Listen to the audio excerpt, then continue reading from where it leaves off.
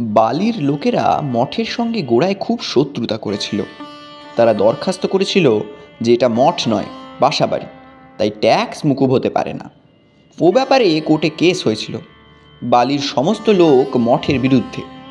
কেসের শুনানির দিন সাক্ষী ছিলেন রাখাল মহারাজ, বিজ্ঞান স্বামী ও বৈকুণ্ঠ সান্যাল।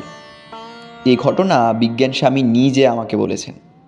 বৈকুণ্ঠ সান্যাল সাক্ষ্য দিতে উঠে সব বিরুদ্ধ কথায় হ্যাঁ বলতে লাগলেন। রাখাল মহারাজ ও বিজ্ঞান স্বামী তো অবাক। কিন্তু হলে কি হবে, সাক্ষ্য দিতে দিতে বৈকুণ্ঠ সান্যাল হঠাৎ অজ্ঞান হয়ে দুম করে পড়ে গেলেন।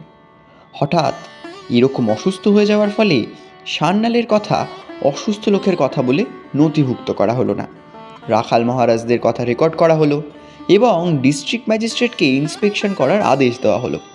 একদিন সকালে ডিএম হঠাৎ মুখে পাইপ দিয়ে ছড়ি ঘোরাতে ঘোরাতে মঠের মূল দরজার কাছে এসে হাজির। তখন চারিদিকে বেড়া ছিল। স্বামীজি তখনও বেঁচে আছেন। ডিএম মঠে ঢোকার রাস্তা খুঁজছেন। এদিকে মঠের কুকুর বাঘা তাকে দেখেই রাস্তা দেখিয়ে দেখিয়ে এখন যেখানে চা খাওয়া হয় সেখানে নিয়ে এলো। তারপর স্বামীজি নেমে তার সঙ্গে কথা বললেন। তিনি রিপোর্টে লিখলেন, the dog has showed me the way, so it must B A monastery. ব্যাস, ট্যাক্স মুকুব হয়ে গেল।